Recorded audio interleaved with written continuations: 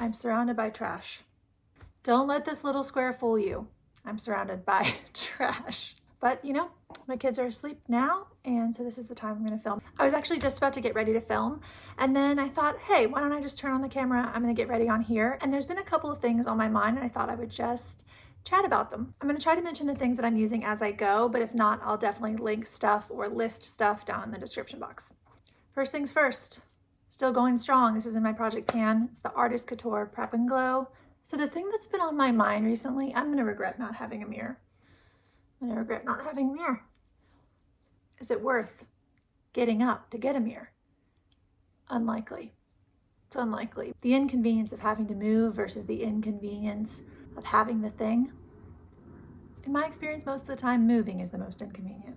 So the thing that's been on my mind is personal style. And the thing that in my mind has been the biggest hindrance to me developing my personal style. Here's a mirror. Look at that. What if I had moved? What if I had moved and then discovered after the fact that I had a mirror all along? That would have been awful. So I'm so glad I chose not to move.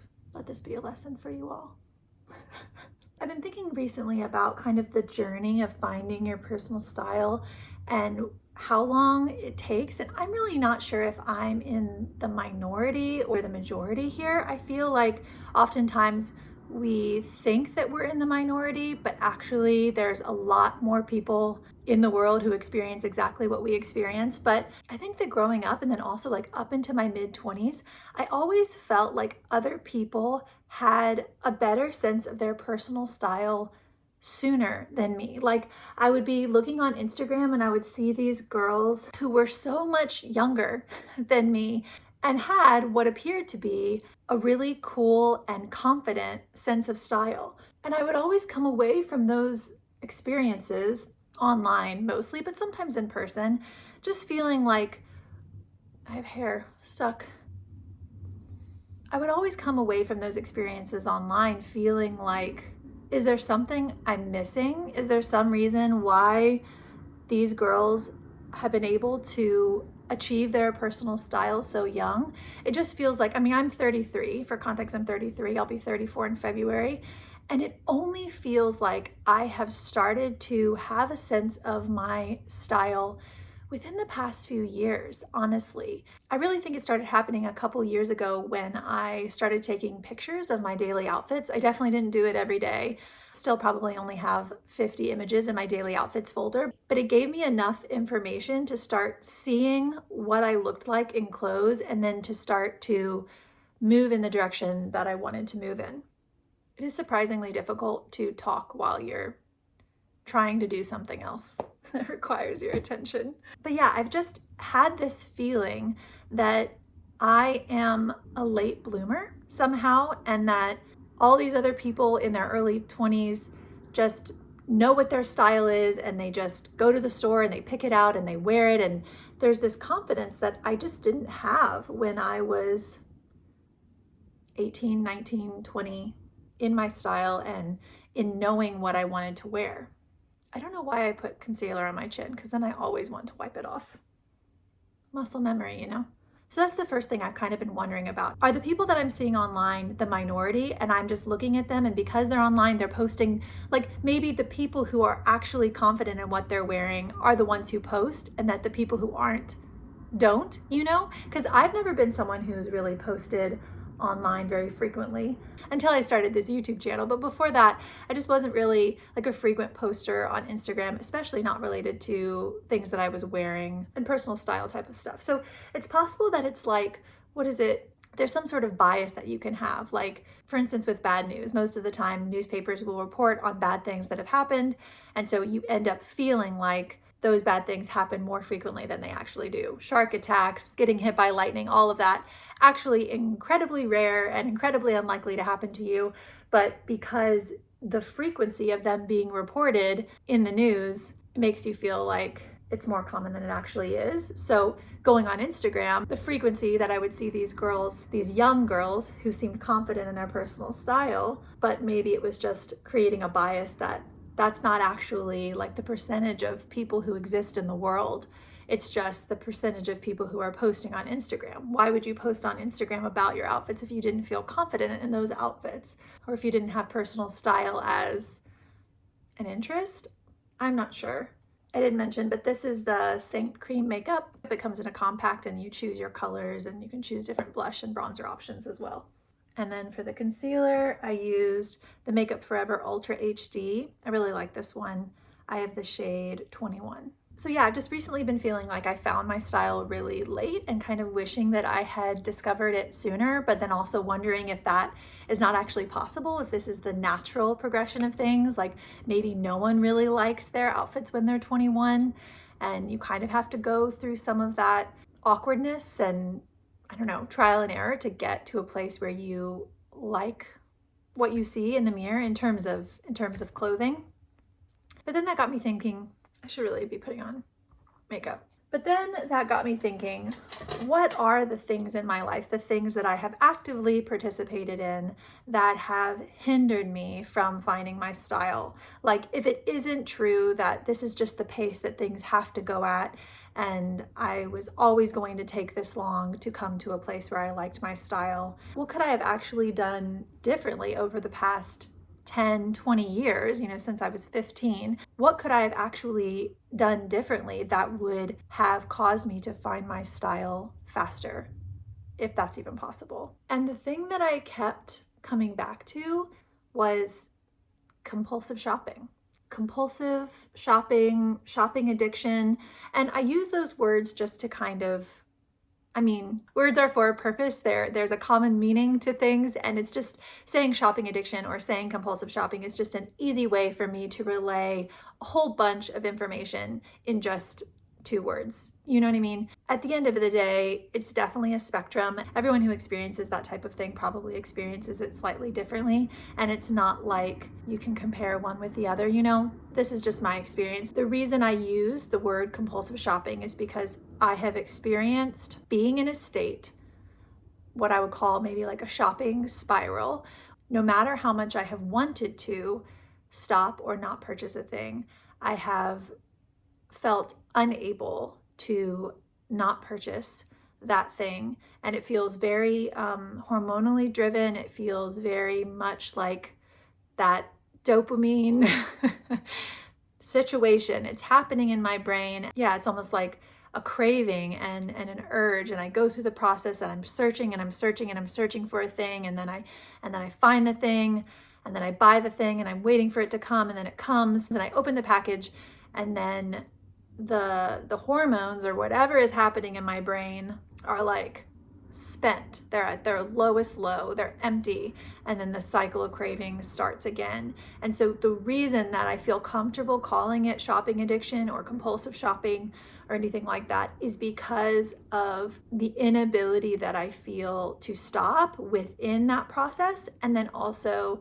the fact that no matter how low I feel at the end of it, and no matter how much clarity of mind I tend to have, conversations that I've had with my husband, like, I do not want to shop. I do not want to shop. I don't want to do this anymore. I hate how much you know what I mean? Like that feeling of hating what you're doing and not liking it, and yet still doing it. That makes me feel like I'm comfortable with the word compulsion, and really needing safeguards against myself and against my brain and against the wiring that's set up in there. And I've not always felt this way about shopping, but I think that that's where the spectrum comes in, that I have often gone to shopping for comfort, for relaxation, for escape.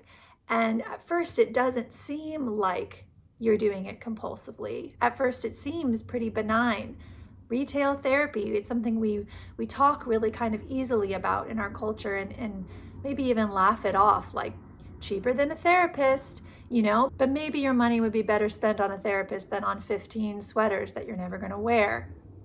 At least that's true for me. It's not something that happens overnight. It's something that exists on a spectrum. It's a set of coping behaviors that exist on a spectrum, and you can walk down that pathway towards shopping compulsion, towards shopping addiction without even knowing it, especially if you have that mindset of like, I could stop whenever I want. it doesn't really matter. It's $5 here, it's $15 there. Oh, I need a sweater. It's just a little retail therapy. If you have that mindset about it, like I did, you often won't know that you're in it until you're in it and you're trying to get out. I'm using the bronzer, the Chanel Soleil Tan de Chanel. And for me, that was definitely the case. It wasn't until I set myself the goal of stopping, the goal of taking a break. Oh yeah, I'm gonna take a little shopping break right now, that my brain began to buck against that idea and against that concept. And I'm like, oh, somewhere along the way, I've lost the reins on this one. I'm no longer leading this trek. And it can be pretty hazy and deceptive in there, and you can think I can stop whenever I want, and you're not going to know if that's true, if that's actually true, until you try to stop, and until you try to stop for a significant period of time. At least in my experience, that's the way that it's been for me. It was only in setting out to stop that I realized, oh, I actually have lost control. I want to stop and I can't. And that's a really crappy place to be.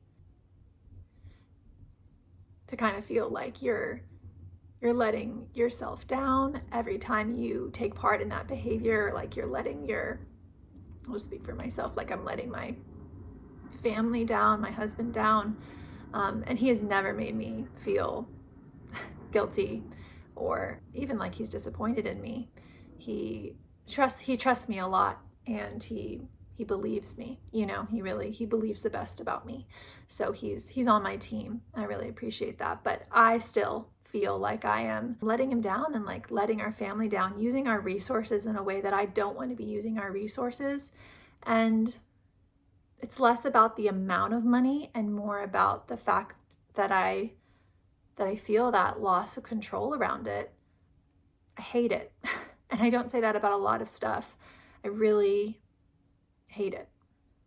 And I know that this experience is not true for everyone who purchases things. We all have to purchase things. We all have to get dressed. We all want to pursue, well, maybe not all of us, but a lot of us want to pursue finding our personal style. And so I understand. Like, I understand that not everyone has reached that place where, they are out of control and they couldn't stop if they tried, or that stopping, I use that verbiage, but I'm actively in the process of trying to stop. I'm actively in the process of trying to get those reins back. And so it's not like it's not an excuse, to just go out and behave that way. I don't use it as an excuse. It's just the truth, like the truth of my internal experience.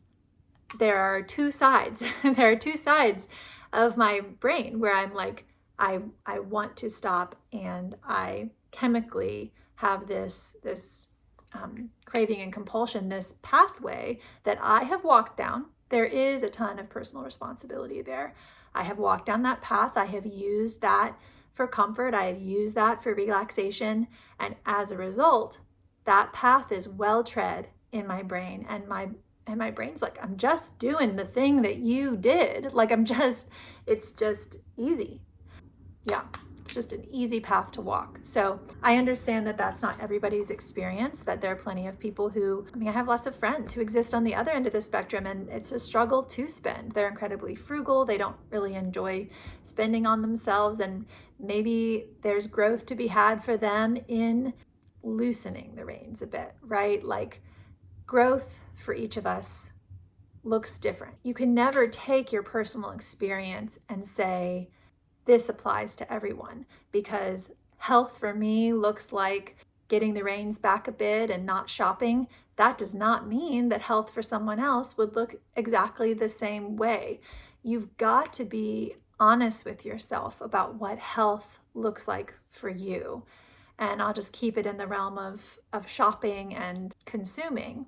But we are each personally responsible for being as honest as we possibly can with ourselves about our consumption habits. And I think it can only hurt the conversation when we start saying, Well, because this is my experience, I know health for me means going in this direction towards less spending and all of that. That means that that's what health looks like for everybody. I think the generality that can be made, I think the general statement that can be made is that balance is always a good idea. Balance, avoiding extremes, or at least if you go to an extreme, not staying there for too long, always coming back to that center place where, there's a little bit of everything. I feel like balance within health, and I mean health in a mental sense, a physical sense, a fiscal sense. It all kind of, for me at least, can be conceptualized in pursuing a balance. So within the world of food, I feel like it's healthier for me to have a plate that includes greens and protein and whole grains and also a cookie, because that has historically resulted in more health in my life. Having that balance has created more health than existing in either an extreme where I have a plate of cookies or existing in another extreme where I have a plate of just greens. I don't want to live in either of those places, the plate of cookies or the plate of just greens. Neither of those feel like health to me. To me, health is both of those things on the plate at the same time. And so in terms of shopping, finding my personal style whilst having a shopping compulsion, I really have to try to rectify, the fact that I have this chemical setup in my brain now as a result of coping behaviors that I took part in, and also the fact that I don't want to exist in a world where I can't shop. And I don't mean that in kind of like a selfish way. I just mean it like in a balance is health way. I want to partake in this style thing. I want to find joy there, and I want to do it in a way that is balanced, because that feels like health to me. Of course, I could just say, I'm never shopping again. I'm going to wear my clothes until they're threadbare, because I've got this chemical thing in my brain going on, and that's what we're going to do. And maybe health will look like that for a season, but never shopping again, that's a totally different thing. And to me, that's never going to feel healthy. Eventually, I want there to be a balance, taking part in those behaviors, enjoying clothing, pursuing personal style, all of that, but without overindulging. Or at least without overindulging too frequently. And there's this mindset, or this like mentality within, retail world. It exists other places as well, but I see it a lot in the retail world, and it's like, you deserve it. You deserve, right? Like you deserve to get your nails done and to buy the extra bronzer and to get those jeans. They're a little pricey, but you deserve it. And it's like, yeah, maybe that mentality can apply to someone who typically doesn't overindulge. They do deserve it. Maybe they deserve to spend a little bit of money on themselves, and maybe that would be healthy and good and right for them to do.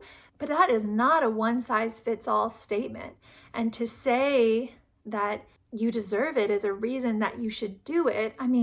Yeah, we deserve nice jeans, but don't we also deserve financial health and financial freedom? Don't we deserve to have a healthy, chemically balanced mind? Don't we deserve to not have our joy and happiness contingent on what's in our closet?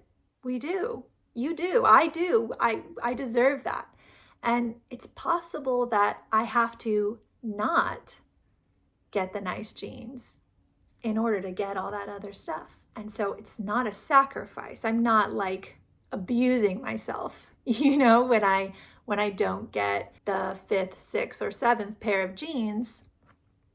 The retail mindset, that party line is like that if you didn't, you would somehow be harming yourself. But I think because of the spectrum that we all exist on in terms of shopping behaviors, especially now in the world of online shopping, I think that it is more common than ever to participate in compulsive shopping. People talk about it all the time, like Instagram made me do it, and like late night shopping binges, and I think that happens to people even who don't struggle with compulsive shopping in a broader sense.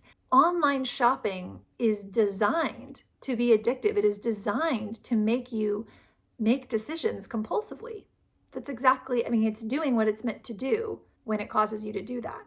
It's not a mistake. And so I think it's more and more common for people to experience that, even on a small scale. And to bring it back around to personal style again, I think that at the end of the day, that process of stepping on that path of starting to use those coping behaviors to relax, of allowing myself to dip my toes into compulsive shopping, maybe just a little bit at a time, but just go into Target and see what you can find. It seems benign. I've already said that. It seemed benign to me.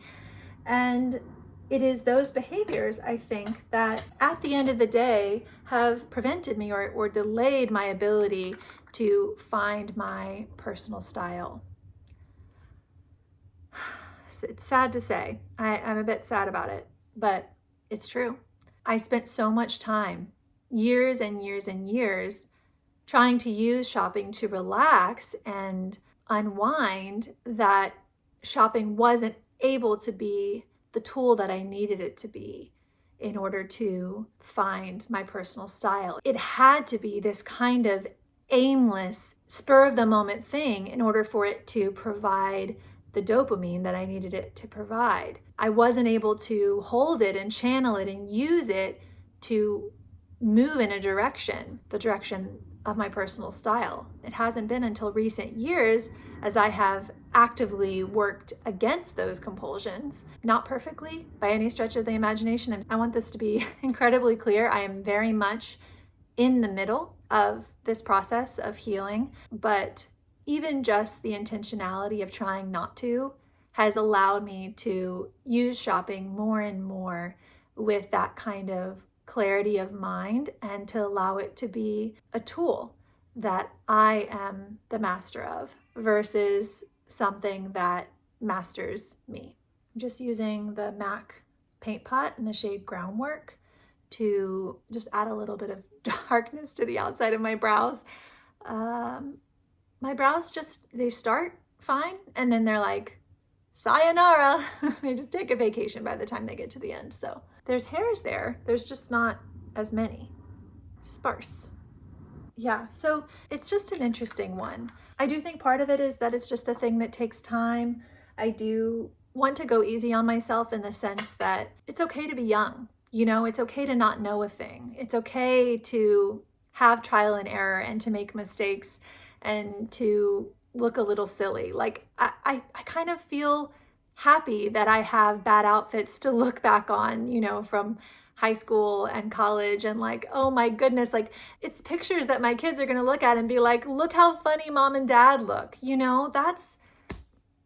That's a good thing. I like that. I'm not crazy about this new thing that's happening with the internet where 12-year-olds look like 17-year-olds. I think it's kind of nice to not know a thing, to be a kid and to not know a thing. And it could be pretty easy, I think, to walk around with a lot of regret about the money that I've wasted and the time that I've wasted as a result of my compulsive shopping. But I also don't want to do that. I think guilt can be a good thing, like an appropriate amount of guilt, which just reflects an understanding of a wrong done and participating in a behavior that you don't want to participate in. I think a certain modicum of, is that the right use of that word? I think a certain amount of guilt is okay and can be good and healthy. I'm not crazy about shame. I'm not crazy about shame and about never letting yourself off the hook. I don't really want to live that way. And everyone who counts has forgiven me. Everyone who counts has forgiven me. God has forgiven me. My husband has forgiven me. It would only be me who was keeping myself on the hook.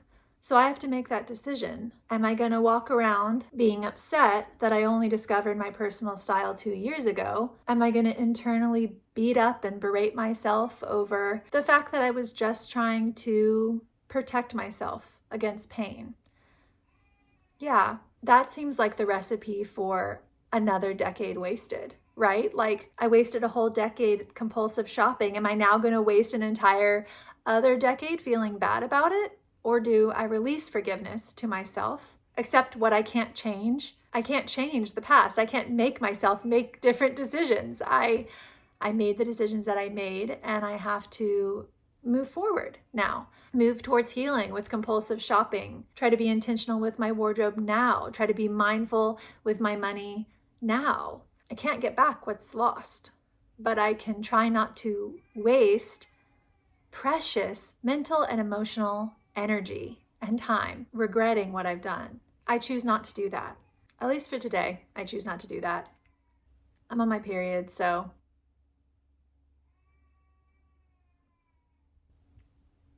at least for today, I choose not to do that. And I think that's about all I can do.